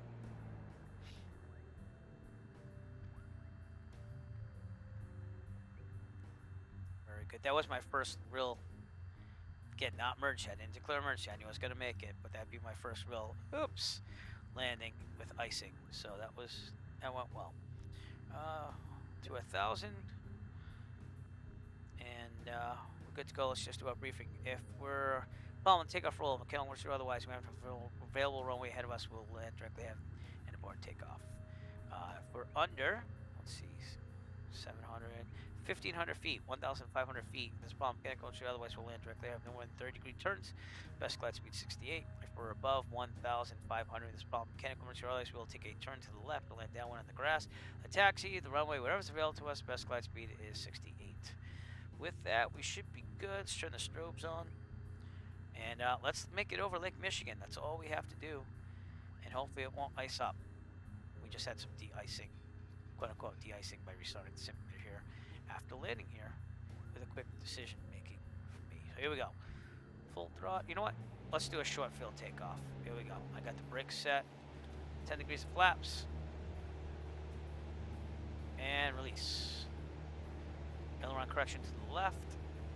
Wire is going to the right.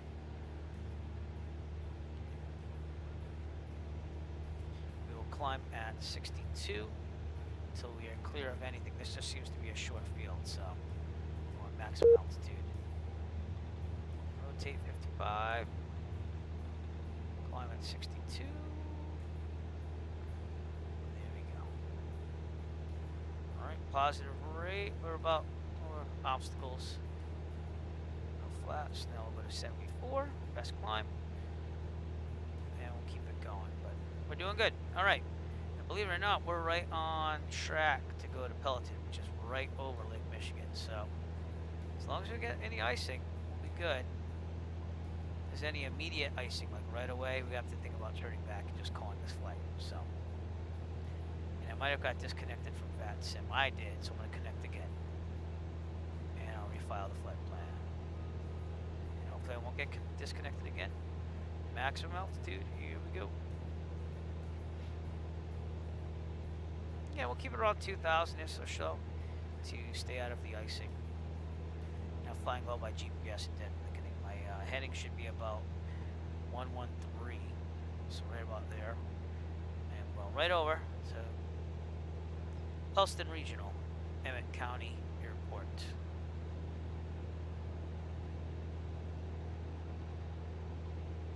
Looks like we're doing a little bit better right now.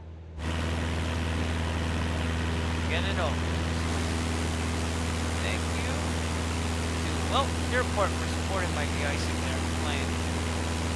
Let's just get across Lake Michigan. I almost saw a rainbow there. I've seen one rainbow in simulators that are flying. And that was in Washington State out there. Arcadia, I believe it was. But alright, we're gonna make this. I have a good feeling about this. Off to our left is Hog Island. We were actually out there and then we turned back to Welk to land to get rid of that icing, so. And I'm gonna push it a little bit. Let's go try 2,500 feet. And I'm gonna stay there no matter what at that point, so. Below that icing.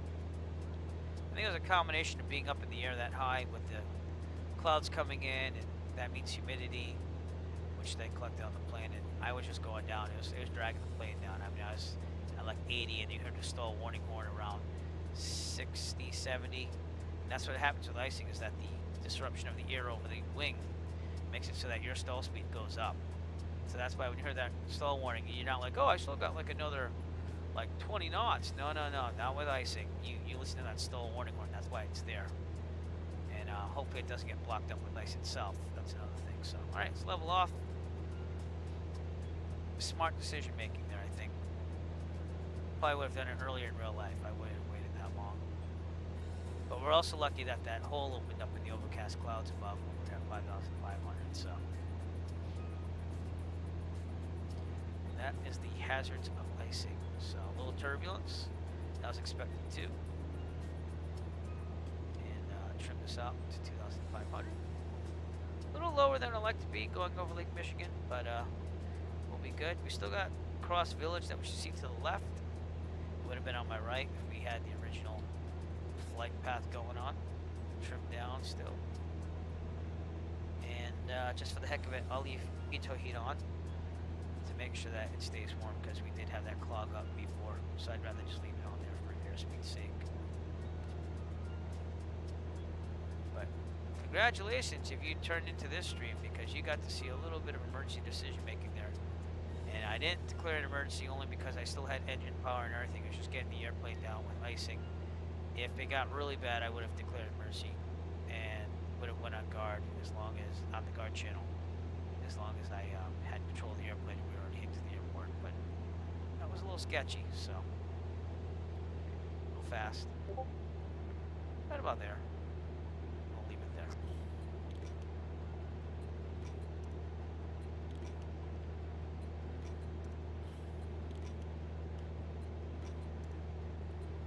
Very good. Never really experienced icing like that in real life, honestly, but that's because probably a little safer when it comes to weather. Like if that was overcast, I probably would have called that and said, no, I'm not going today. But see, I'm gonna try and get these flights done. It's the simulator. He keeps us on our toes in our training for emergency, so not a bad deal. The safety of my home and not real plane going over Lake Michigan. But again, sunset, welcome us back there at Beaver Island. Eventually, we're just gonna fly right over. We're gonna stay at 2,500 for icing reasons. We pretended we de-iced the plane in bulk, and we're on our way. We are on VATSIM, which is online air traffic control, so that's why our Unicom's on 122.8. We're not just switching it, it's always 122.8 with VATSIM. And no icing as of now, so this is good to see. That's the problem from before. Okay, we're 12 minutes out from Pellston, so let's get a weather report there, 119.025. Kilo Papa Lima November automated weather observation 1900 Zulu. Wind 179er at 20. Visibility 9er. Sky condition clear. Temperature 2C dew point. 1 tree C altimeter tree 027. Kilo Papa Lima November automated weather observation 1900 Zulu. Wind 198 at 20. Visibility 9er. So the winds are a little strong here. That wasn't that strong when I checked the weather earlier. 1 tree C altimeter tree 027. Kilo Papa Lima November automated weather observation 1900 Zulu. Wind 217 at 20. Visibility 9er. This trim is still bugging me. Alright. So this is Class E, believe it or not. So this is non-tower. We're going to stay on CTAF. That's what we do in the real world. Real world would be 123.0, but again, we're on VATSIM Unicom. So we'll stay on 122.8, and we'll call it when we're about 7 miles out or so. We'll say our position, what we're doing. You know what? I was trying to trim up to 2,500. Pen altitude's at 1,700, so we'll just stay around 2,000. Those winds are a little strong. 179 at 20. So I guess we're going to go for runway 14.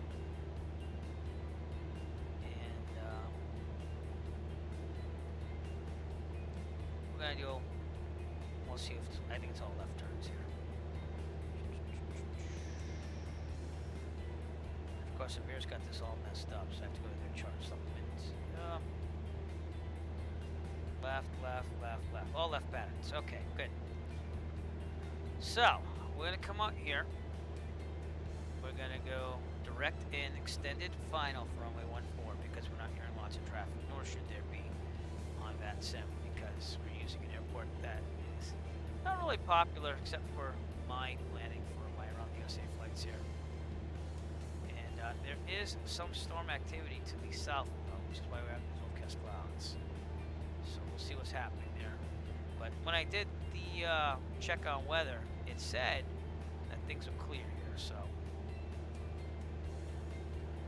this has proven to be quite an interesting flight. So. Yeah, if you're still watching, I appreciate it. Appreciate you sticking with the stream. Sorry about that little standby while we got the plane de-iced. The outside air temperature is 29 degrees Fahrenheit. But you can see we're not in the clouds where all the moisture is. That's what clouds are made up of. So there's no icing really down here, which I'm lucky about. It's just they built up so much ice that it was very heavy and going down. So we decided to make a little pit stop there at Welk Airport on Beaver Island and de-ice. Cross Village is right about there, but we're gonna head directly for the entry to 14 here, and we'll call out our position soon.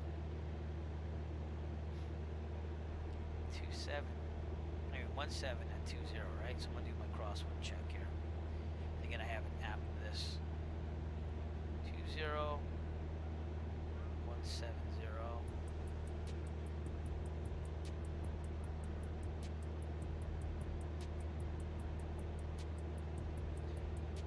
Well, it's still a heck of a crosswind. It's gonna have 10 knots from the right, so we'll go for it. That's the best that we're gonna do. And would I try this in the real world? Yeah, I try it once. Again, when I was doing my training, I was approved for 7 knots or below crosswind, but we've gotten a lot better since then. Especially seeing that at Plymouth right now, runway 15 and 33 are basically gunning. That runway's going to be closed. Not both. The one runway is going to be closed pretty soon because they're working on taxiways. So everyone's been departing 64 because the winds have just been favoring that or a crosswind out of there. And it's good practice to do that because of things like that. But they're actually going to shut it down for a little bit in a couple of days. It might even have been today. I don't even remember, but it's on the NOTAMs. So, and that's Rex weather force. That's slowly injecting the weather.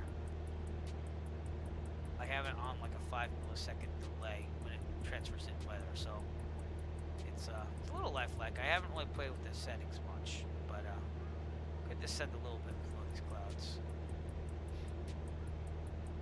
The rule is that you have to be 500 feet below, so we're still within that, but these clouds over here descend a little bit. Get ready to go there.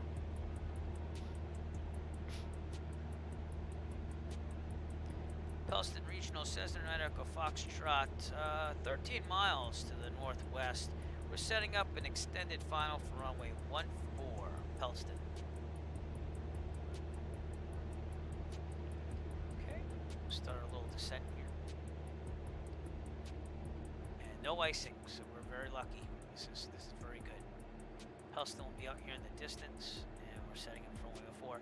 We should see Y Camp Lake, so I'm gonna fly right over that, and I want to get down to pattern altitude right now, 1,700 feet. Just let it be staying there. So blue skies above, it's just these clouds and the icing effect. Again, still waiting for my first stream where there's snow on the ground, which Microsoft Flight Simulator I tested around my area, and I put snow in it as weather, and it does have a snow texture. So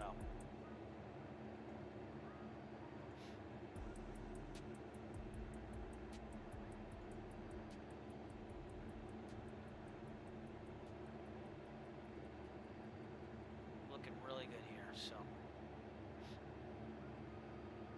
I'll call a 5-mile extended final when we get there. Again, no one on VATSIM is around me except for this United Airlines flight that's north of us. It's in Toronto Center Airspace, and it's going to Chicago, so it might fly over us.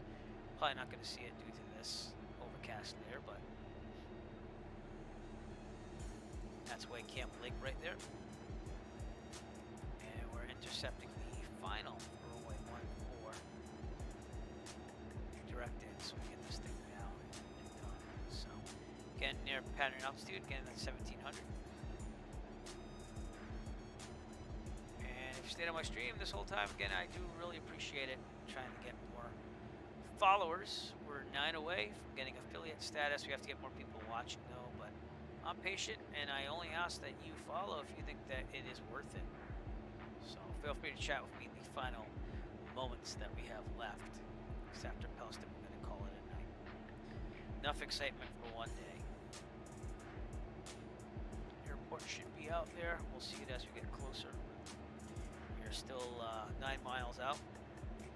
Pellston traffic, Cessna Echo Foxtrot, 9 miles to the northwest. We're going to be extended final for runway 14, Pellston.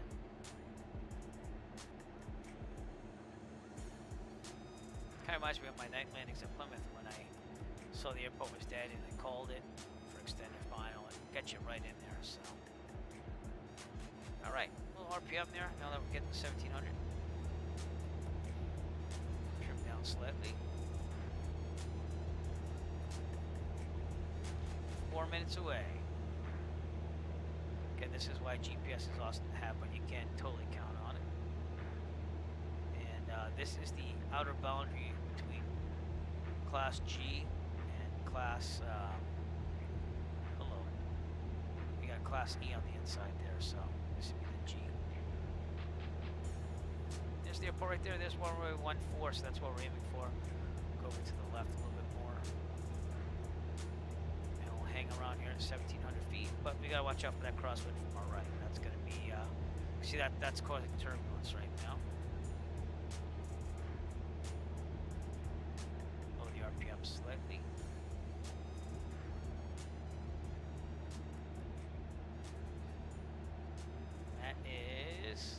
Clark's Lake right there. That's what we're looking at.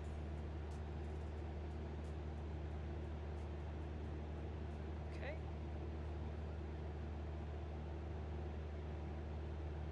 Let's get lined up with the runway. We're really early to get lined up, but I'd rather be lined up and call extended files so they know where to look. So, make sure I have my lights on again.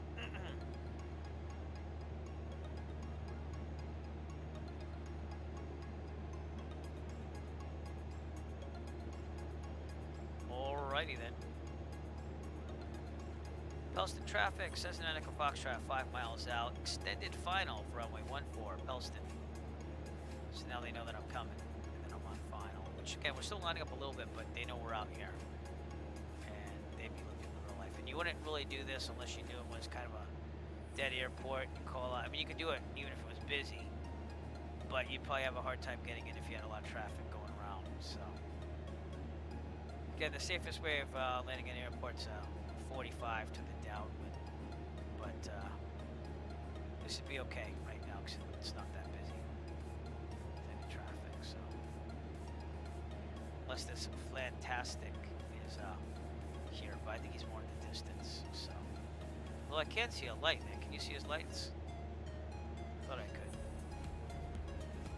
All right, call 3 miles out.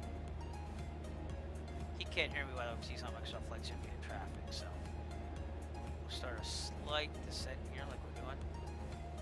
Pellston traffic, Cessna Echo Foxtrot 3 miles out, extended final runway 14, Pellston.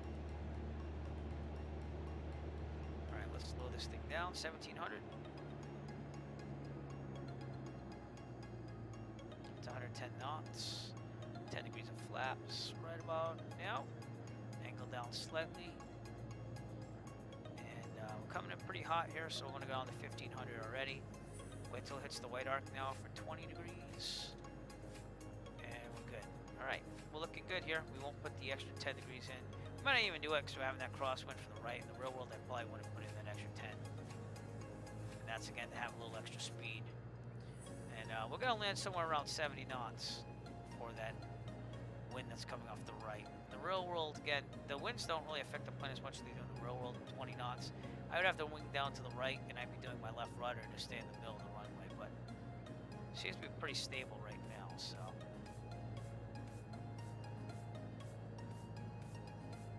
This is Pellston, so let's just land this thing. Pellston traffic, Cessna Echo Foxtrot final for runway 14, Pellston. I did say that right? Yeah, okay. Alright, we're a little fast. So bleed off a little bit here. This is the default scenery, by the way. Nothing special here. Looking pretty good. See, right now we should be getting rocked out a little bit by that wind, but you can see that they don't really do a good job with wind and flight dynamics. They have to work on that a little bit. Okay, I got throttle out here. We'll stay at 20 knots because that's what I would do in the real world. Usually that means you have to flare a little bit more. Here we go. Yeah, there's no fighting this wind at all. In the real world, you wouldn't be fighting that wind a little bit. And it wouldn't float as much either, so. There we go. Alright. And with that, flaps up. Go to the plate here. And we'll turn left onto Bravo. And the general aviation should be right over there. This aerodynamic braking is not like in real life either, because you would slow down. It wouldn't have the nose pitching up like that. The other thing that I wish they could kind of fix. So flight dynamics still leave a little to be desired here. We'll clear and we'll call it, and then we'll check our checklist. So here we go. Pellston traffic, Cessna Echo Foxtrot clear for runway 14, Pellston. And even though I kind of got it memorized, we're going to look at it anyways, just to make sure we do everything right. Alright, post landing, flaps up, strobes off. Okay, and everything else I leave on. That's just me though. I like the lights on for safety reasons. Alright, we're going to taxi to general aviation, which is basically just a right and then straight ahead. So here we go. To the left, clear. To the right, we're clear. And here we go. So that was quite an interesting flight, but we would have survived that, so that is good. And smart decision making to get that icing taken care of at Beaver Island. Again, that is a first ever flight sim for me, is the icing there, so very good. Again, straight ahead to the general aviation area. That's what it says on the airport diagram at least, and we'll park over there. I'm calling it a night, so we did fly for about an hour and 20 minutes or so, so I feel like that's just enough for tonight. We will pick up around the USA flights though here when we start up again, and that will be later this week, if not tomorrow. I play it day by day, so hence why I can't have a Twitch stream schedule, but we'll see. Welcome to Pellston. We'll send the drone out too. We'll take a look around, so hopefully it doesn't ice up. Our plane did. Let's park over here.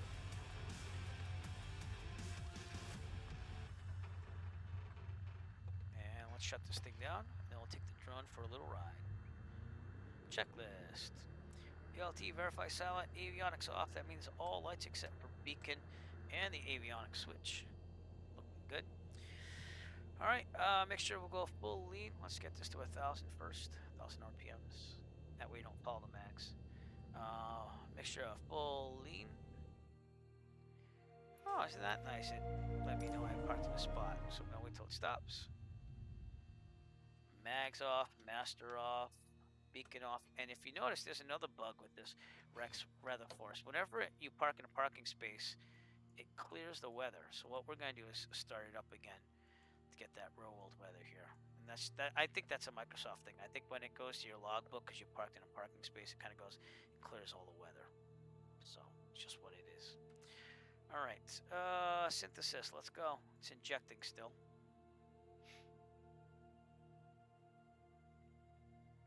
Come on. There you go. So that's what it looks like in real life. And let's take the drone for a little ride. Actually, let me turn the lights off so they don't drain the battery. There you go. Very good. Drone time. Welcome to Pellston, everybody. Pellston, Michigan. That is the main terminal right there. General aviation is right next door. This is Class E airspace. Let's see what that little place. I bet it's Pellston, but I want to double check that. And that indeed is Pellston. Small little town or city. You can always pick out the schools because they seem to be the biggest building in the whole town or city. So that must be the school. And it's a nice little town. It's got a nice little river near it. And the airport is pretty big for a town or city this size. Out there in the distance is Burt Lake. Where's that Burt Lake? No, that's Burt Lake over there. So that's Douglas Lake over there. Then you have Monroe Lake over there. So a lot of lakes here. Again, oh, whoa, hello. Lake Michigan is in the distance. That's what we flew over to get here. I had to make a pit stop, not planned, onto Welk Island, which again is across Lake Michigan. So, in fact, it's this island right here, I believe. So we had to go and stop there, de-ice the plane, and then we were good. We're gonna see if we can get the drone out there. Let's see if we can do it. Sometimes it gives me an error and it says I crashed my landing gear, even though I have the plane off and parking brake. But I think we're gonna be able to do this one today. It's probably gonna have to load some scenery, but that's Welk Airport there, and that's where we landed to de-ice the. Oh no! Don't do that! Oh, I pushed 5 by accident. Let me see if I can get out there again. Sorry. Trying to speed it up too at the same time, but you can see Welk from here. Oh, now we're in the clouds. Now we're not in the clouds. That's not it. There it is. It's out there. Oh, there we go. Come on, go faster.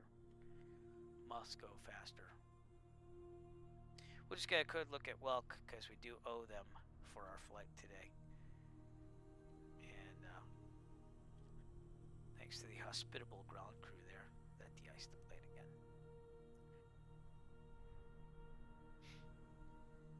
It's an enjoyable flight. The icing was a little much to take, but Again, this is the stuff that I can trade for. And what would you do? It's like that TV series, What Would You Do? Right there. Just gotta load the scenery still. But that is the airport we landed. This way. We took off from runway 9. I had no choice. That icing was pretty bad and we were going down because it wasn't giving me good lift there. And just took off from there. Went all the way to Pellston right across. So we weren't that far. It was just the icing was pretty bad. Whoa. It's very delicate on the drone. But alright, we're going to go back to my plane now. Kind of loaded and looks good. So, actually, you know what? Really quick, just because I'm intrigued. I want to see what that airport looks like on Google Maps. So get some real satellite imagery other than this. It's in the middle of Lake Michigan, so we shouldn't miss it. It's just a matter of getting it loaded and over there. Alright, here we go. Getting there. Oh, and it has some field landings too, which you really can't see on the simulator. This is what it looks like in real life. The Aerodrome Deluxe. I don't know why it does that, but it does. And it does have markings on it in the real world, which it does not have in the sim. It even has the markings for the ground field there. And yeah, that was where we went to de-ice the plane, so it kind of looks like where we'd go. I told you could probably ride on the grass, which it looks like it could, because they have some parking spaces here. Well, nice airport. Thanks for saving us. And yeah, that's it. We end up in Pellston, which is over here. Right here, actually. And again, we're going to call it a night with that. So thank you so much for watching. Sorry if that was a little boring. I was just intrigued on where we were landing and stuff. And we'll go back to Pellston now. Drone. And I just want to thank you again for tuning in. I appreciate it. Please push that follow on Twitch. We need 9 more people to get to the level for affiliate, and where I can actually start doing some custom emojis and stuff. That would be really cool. I'm trying to make things more interactive as we go. Please check out the Eric Flight channel. I'm working on the next real world flight video in the 172N, which is pretty cool. I did a lot of crosswind landings and stuff, but it'll probably be a shorter video than usual because just a lot of landings. And then I got 2 more videos to do after that. And please subscribe and like on that channel as well. I'm trying to get to 1,000 subscribers on that channel. So, but anyways, appreciate you staying out tonight. Thank you so much. I know that your time is valuable, and I appreciate that you spend it with me. Again, I will see you when we continue our Around the USA flights, and then also other flights that we do. There's an event coming up on Thursday, which I want to see about with the Virtual USA Flying Club. And please tune in whenever you can. So thank you very much, and enjoy your night.